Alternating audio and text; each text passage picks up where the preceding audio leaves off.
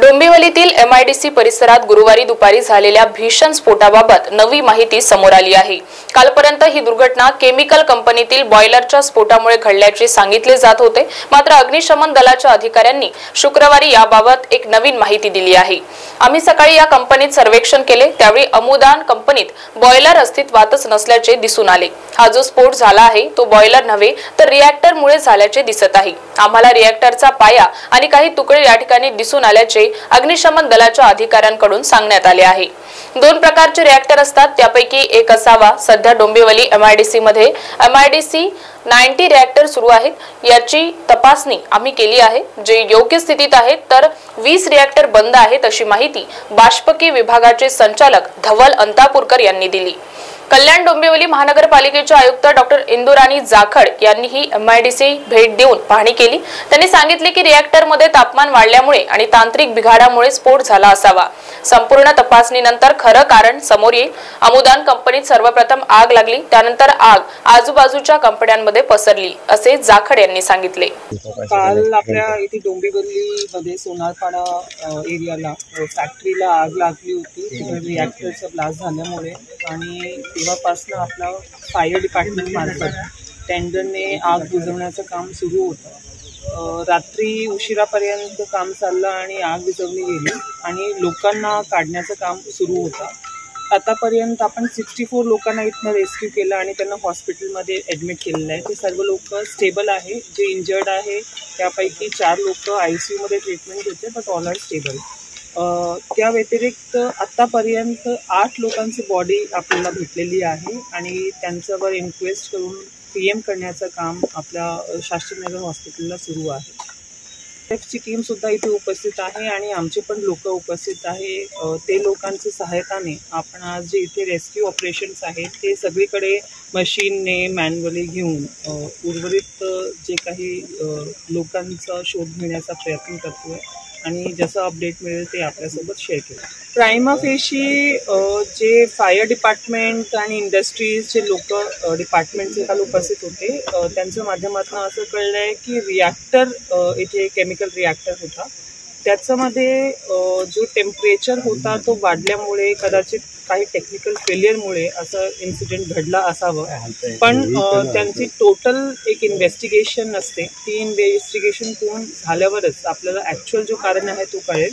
मात्र आपल्याला असं कळलंय की ज्या ठिकाणी आपण उभे आहोत, अमुदान केमिकल्स म्हणून कंपनी होती, तर इथून हा इन्सिडेंट सुरू झाला आणि त्यामुळे आजूबाजूच्या जे फॅक्टरीज होते त्यांनाही कॅस्केडिंगमध्ये आग लागली। याच्या अनुषंगाने आम्ही MIDCला कळवलेलं आहे। बेसिकली इथे जो नियंत्रण असतो तो MIDCचा असतो, त्यांचेही अधिकारी काल येऊन गेले, त्यांच्या समोरही हे जे काही विषय आहे ते मांडले गेलेले आहे आणि ते त्याचं इन्व्हेस्टिगेशन करून योग्य काळजी घेणार आहे। सोबतच रहिवाशांची काल एक डिमांड मुख्यमंत्री साहेबांच्या मार्फत पण पोहोचली गेली आहे की इथल्या इंडस्ट्रीज कसा असावा आणि कुठे त्यांच्यामुळे रेसिडेन्शियलला त्रास होता।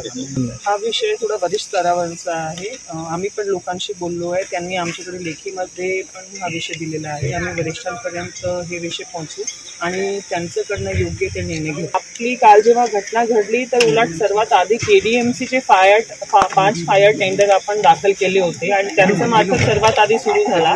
हे केमिकल ब्लास्टचं प्रमाण आपल्याला कळत नव्हतं म्हणून आपण बाहेरून सगळी यंत्रणा त्याला ऑगमेंट करण्यासाठी बोलवली। पण आज मध्ये KDMC कडे जर फायर टेंडर पाहिला तर वॉटर टेंडर असू द्या, फोम टेंडर असू द्या, ते पुरेशा प्रमाणात आहे।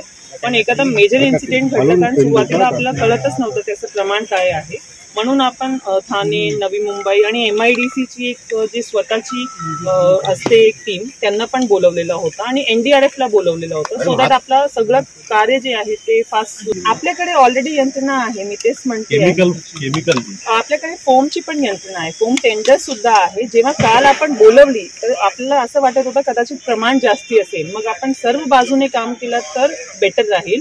आणि ही यंत्रणा जरी आपण बोलवली, ही पण दुसरी शासकीय एजन्सीचीच आहे आणि त्याच्यामध्ये MIDCची पण स्वतःची जी एक एजन्सी असते। काल त्यांचे जॉईंट चीफ फायर ऑफिसर पण इथे आले होते आणि it was a chemical blast and it was very much needed की आपल्याकडे एक्सपर्टीज लोक असली पाहिजे. ऍक्च्युली त्याची माहिती मी नाही देऊ शकणार, ते MIDCचे लोकांकडे असेल. काल त्यांचं असं म्हणणं होतं की त्यांचे रेग्युलरचे इन्स्पेक्शन झाले होते, पण जी डिटेल माहिती आहे ते इंडस्ट्रीज डिपार्टमेंटवालेच देऊ शकतात. दुपारच्या सुमारास डोंबिवली MIDC फेज 2 मधील कंपनीत भयानक ब्लास्ट झाला आणि भीषण आग लागली. कंपनी परिसरात आजूबाजूच्या इमारतींच्या काचा फुटल्या आहेत, तर काही वाहनांवर कामगारांवर ह्या ब्लास्टमध्ये उडालेले पत्रे पडले. दुर्वांकूर हॉलच्या इथे कार्यक्रम सुरू होता डोळ्या जेवणाचा. त्यावेळी मागे कंपनीमध्ये स्फोट झाला तेव्हा भरपूर आवाज आला. त्याच्यामुळे आम्ही सगळे बाहेर पळालो. बघितलं तर मागे धूर यायला लागलेला. त्याच्यामुळे आमच्या हॉलमध्ये जेवढे काही माणसं होती त्यांना सगळ्यांना आम्ही बाहेर काढलं. आपल्या हॉलच्या खिडक्यांच्या सगळ्या काचा वगैरे सगळ्या तुटल्या, पण ह्याच्यामध्ये कोणाला काही लागलं नाही, कोणाला काचा लागल्या नाही, जीवितहानी नाही, याला खर्चटलं पण नाही आणि सगळे सुखरूप बाहेर पडले. आम्ही पण बाहेर पडलो. आता काही पूर्वी पण झालं तर आता परत एकदा झालं. मागे तर म्हणजे आमचा हॉल तर पुढे, मागे लोक राहतात सगळी घरातली. आता याने प्रशासनाने याच्यावर काय ते बघावं आणि त्यांनी त्याप्रमाणे त्यांनी डिसिजन घ्यावे, काही निर्णय घ्यावेत. डोंबिवलीतील MIDC स्फोटानंतर मुख्यमंत्री एकनाथ शिंदे यांनी प्रसार माध्यमांशी संवाद साधला आहे. आज रिॲक्टरचा स्फोट झाला असं प्रथमदर्शनी या ठिकाणी चौकशीमध्ये आढळून आलेला आहे. हा स्फोट अतिशय मोठ्या तीव्रतेचा होता. आजूबाजूच्या 5-6 कंपन्या आणि आजूबाजूची जी काही नागरी वसाहत आहे त्यांना देखील काचांना, दरवाजांना तडे गेलेले आहेत. हा रिॲक्टरचा स्फोट झालेला आहे आणि त्यामुळे आणखी रेस्क्यू ऑपरेशन सुरू आहे. काही लोक आजूबाजूच्या कंपन्यांमध्ये देखील अडकलेले आहेत. त्यांना रेस्क्यू करण्याचं काम सुरू आहे. यामध्ये स्फोटाची तीव्रता फार मोठी असल्यामुळे या ठिकाणी जीवितहानी देखील झालेली आहे. जवळपास 8 लोकांचा मृत्यू झालेला आहे, 60 लोक जखमी झालेले आहेत आणि आणखी जे काही लोक अडकलेत त्यांना रेस्क्यू करण्याचं काम सुरू आहे. त्यामुळे झालेली घटना अतिशय दुर्दैवी आहे आणि मोठ्या तीव्रतेची आहे. म्हणून अगोदर आम्ही सगळ्यात महत्वाचं म्हणजे जे आणखी जे लोक अडकलेत त्यांना रेस्क्यू करण्याला प्राधान्य दिलेलं आहे. ते काम सुरू आहे. यामध्ये आजूबाजूला नागरी वसाहत मोठ्या प्रमाणावर आहे. त्यामुळे यापूर्वी देखील या ठिकाणी एक असाच स्फोट झाला होता. त्यामध्ये देखील काही कॅज्युअलिटी झाल्या होत्या आणि आता हा जो स्फोट आहे तो मोठा आहे, भयानक स्फोट आहे, जास्त तीव्रतेचा आहे.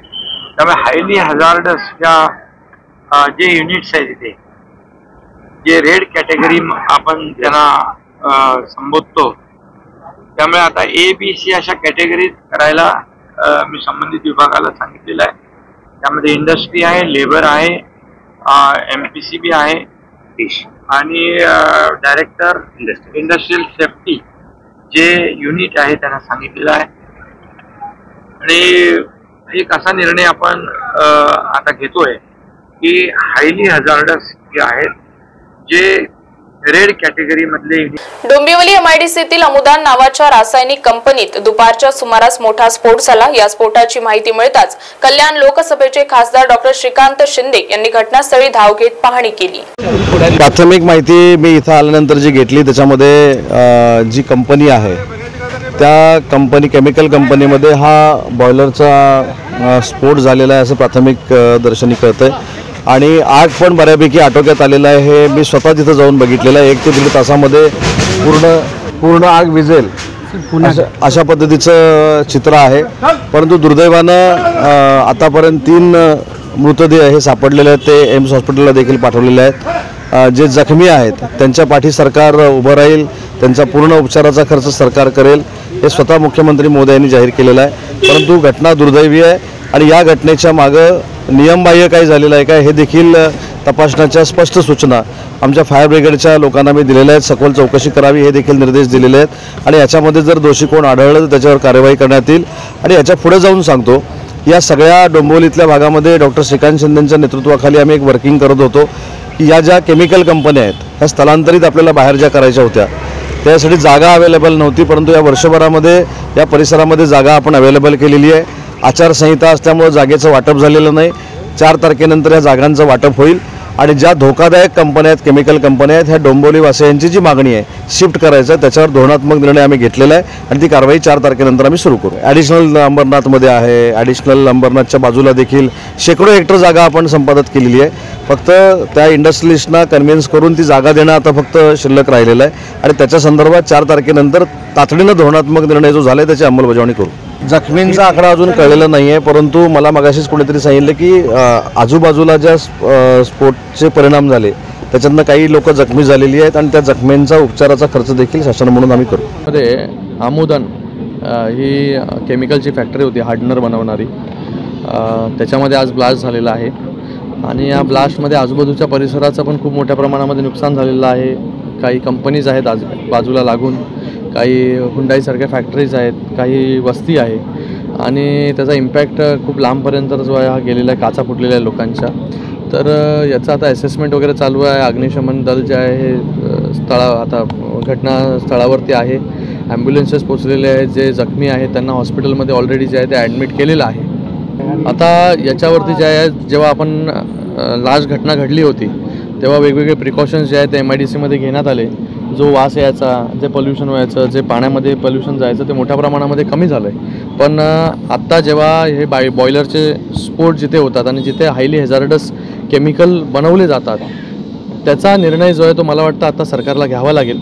मी माननीय मुख्यमंत्री मोदयांशी बोललो आहे इथे येण्याच्या अगोदर आणि माननीय इंडस्ट्रियल मिनिस्टर उद्योगमंत्री यांच्याशी बोलणं माझं झालेलं आहे। जे हेझार्डस कंपनीज आहेत त्या हेझार्डस कंपनीला जे आहे सगळ्यांचीच मागणी आहे, लोकांची मागणी आहे, लोकप्रतिनिधींची मागणी आहे की इथून निवासी विभागामधून जे आहे ते बाहेर A-B-C कॅटेगरी करून जे आहे हे शहराच्या बाहेर जे स्थलांतरित करण्यात यावे। आणि मी विश्वास देतो तुम्हा सगळ्यांना की आपलं सरकार जे आहे लोकांसाठी निर्णय घेणारं सरकार आहे आणि ह्याच्यावरती पूर्णपणे पॉझिटिव्ह निर्णय जो आहे आणि जे हायली हेझार्डस केमिकल इथे बनवतात, जे अशा प्रकारे मोठ्या प्रमाणात ब्लास्ट होतात ज्या कंपनीजमध्ये, त्या कंपनीज ज्या आहेत त्या शहराबाहेर ज्या आहेत ते परमनंट ज्या आहेत या मूव्ह केल्या जातील परमनंट। सर किती जखमी आहेत, काय आकडा आपल्याकडे आहे? मला वाटतं आता एकंदरीत 30 लोक जे आहेत, 25 ते 30 लोक जे आहेत हे जखमी आहेत। वेगवेगळ्या हॉस्पिटल्समध्ये त्यांना ॲडमिट केलेलं आहे, एम्समध्ये ॲडमिट केलं आहे, काही महापालिकेमध्ये ॲडमिट केलेलं आहे, काही नेपच्यून हॉस्पिटलमध्ये, ग्लोबल हॉस्पिटलमध्ये ॲडमिट केलेलं आहे आपण आणि त्यांची ट्रीटमेंट जी आहे तिथे सुरू आहे। विरोधी पक्षनेते अंबादास दानवे यांनी डोंबिवली MIDC क्षेत्रातील उद्योजकांची संघटना कामा संघटनेच्या अधिकाऱ्यांसोबत बैठक घेतली। या ठिकाणाहून अंबादास दानवे जखमींची भेट घेण्यासाठी एम्स हॉस्पिटल येथे गेले आहेत। त्यांनी डोंबिवली MIDC कंपनीच्या दुर्घटनेत जखमी झालेल्यांची भेट घेतली। बघितलं लक्षात येतं की जी यांचं जे डीश डिपार्टमेंट असतं गव्हर्नमेंटचं औद्योगिक सुरक्षा करणारं कुठंच काही दिसत नाही, ताबडतोब क्लिअर होतो। कारण हा जो एरिया जर बघितला अशा रेसिडेन्शियल दाटीवाटीच्या एरियामध्ये विषारी केमिकल्स असणाऱ्या फॅक्टरीज चालणं हाच मोठा क्राईम आहे। आणि इथे भले 10 कामगार असेल, प्रत्येक कामगाराच्या ठिकाणी रिॲक्टर जिथं आहे तिथं टेक्निकल माणूस असलाच पाहिजे अशा प्रकारचा नियम आहे। इथं कोणताही टेक्निकल माणूस दिसत नाही, कारण रिॲक्टर हँडल करणं काही साध्या कामगाराचं काम नाही, तो करूच शकत नाही, त्याचं काही ड्युटी पण नाही, तो करू पण शकत नाही, त्याच्यावरती अपेक्षा ठेवणं चुकीचं आहे। कारण रिॲक्टरचा स्फोट जेव्हा होतो जेव्हा टेम्परेचर मध्ये वेगवेगळ्या केमिकलचं प्रमाण जे आवश्यक आहे ते अव्यस्त होतं, त्यावेळेस रिॲक्टरचा स्फोट होत असतो। आणि म्हणून अशा ठिकाणी हा स्फोट झाला, याला जबाबदार पूर्णपणे इथले फॅक्टरीचं मॅनेजमेंट आहे आणि औद्योगिक सुरक्षा विभागाचं दुर्लक्ष या विभागाकडे हे आहे। हा झाला एक भाग। दुसरा भाग, माझ्या माहितीप्रमाणे 2.5 वर्षापूर्वी उद्धवजी ठाकरे साहेब मुख्यमंत्री असताना या भागात बैठक झाली होती। या भागात अशा पद्धतीनं जवळपास 450 फॅक्टरीज आहे, त्यातल्या 5 फॅक्टरी ज्या विषारी केमिकलच्या आहेत या इंडस्ट्रियल एरियाच्या बाहेर शिफ्ट करण्याचा आदेश झालेला आहे। काल ऐकलं काही जण, काल महाराष्ट्राचे मुख्यमंत्री इथे येऊन गेले, त्यांनी सांगितलं की आम्ही अंबरनाथ आहोत, परंतु हा निर्णय 2 वर्षापूर्वी झाला। हे आल्यानंतर याच्यावर एक पाऊलही पुढं उचललं गेलेलं नाही। या ऍक्सिडेंटची वाट बघत होते का? एवढ्या 7-8 जणांचा बळीची वाट आपण बघत होतो. कारण हा ऍक्सिडेंट या इंडस्ट्रियल एरियातला पहिला नाही, माझ्या माहितीप्रमाणे मागच्या 2016-17 पासून 5वा-6वा हा ऍक्सिडेंट आहे. अनेक लोकांचे बळी जातात आणि याला सर्वस्वी जसं इथली ही फॅक्टरीचे मालक जशी जबाबदारी, तसं या इथले उद्योग विभाग जबाबदार आहे, प्रशासन जबाबदार आहे आणि सरकार सुद्धा जबाबदार करायला भाग पडू. कारण अधिकारी सुद्धा, कारण औद्योगिक सुरक्षा विभागाने दर महिन्याला इथं पाहणी केली पाहिजे, तपासणी केली पाहिजे, रिपोर्ट सादर केले पाहिजे. परंतु त्या जो डिश डिपार्टमेंट आहे गव्हर्नमेंटचा, industrial security, department of industrial security, हा जो महाराष्ट्र सरकारचा विभाग आहे कामगार खात्याच्या, हा नुसता कागदावरचा विभाग आहे. यांना फॅक्टरीचे लोक गेटच्या आतमध्ये सुद्धा येऊ देत नाही. झालंच पाहिजे. मी पुन्हा वारंवार सांगतो, आपल्याला ते टेक्निकल लक्षात येत नाही, मला माहित नाही. जर रिॲक्टरचं धोरण असलं तर प्रत्येक रिॲक्टर कुठून खरेदी केलं जातं, कधी खरेदी केलं जातं, कुठं लावलं जातं याची नोंद होऊ शकते. आता याच्याविषयी सुस्पष्ट धोरण नसल्यामुळे कोण रिॲक्टर उचलतो आणि कोण कुठे लावतो याचा कोणताही हिशोब सरकारकडे नसतो. गुन्हा तर दाखल झाला असेल, नाहीतर होईल. सदोष मनुष्यवधाचा दाखल करावा लागेल, फॅक्टरीच्या मॅनेजमेंटला कारवाई करावी लागेल, अटक करावं लागेल, औद्योगिक सुरक्षा विभागाच्या अधिकाऱ्यांची चौकशी करावी लागेल, कामगार विभागाच्या अधिकाऱ्यांची चौकशी करावी लागेल. एवढ्या चौकशा याच्या कार्यक्षेत्रात येतात. कारण एवढ्या जणांचा बळी गेला हा मुद्दा 100% उचलला जाणार, सरकारला याचा जबाब विचारला जाणार. मी तेच सांगतोय की उद्धवजी ठाकरे, त्याच्यानंतर उद्धवजींनी या भागात बैठक घेतलेली होती पूर्ण उद्योजकांची, या भागातल्या सगळ्या इंडस्ट्रियलिस्टची, आणि स्पेसिफिक सगळा इंडस्ट्रियल एरिया तर शिफ्ट करणं अवघड आहे. परंतु ज्या 5 कंपन्या इथल्या, या सगळ्यात आधी इथून शिफ्ट केल्या पाहिजे, इथून बंद केल्या पाहिजे, हे ठरवलेलं होतं. दुर्दैवानं आमचं सरकार गेलं, आताच एक गद्दारांचं सरकार आलं. या सरकारने याच्यावर कोणतेही पावलं उचललेली नाही.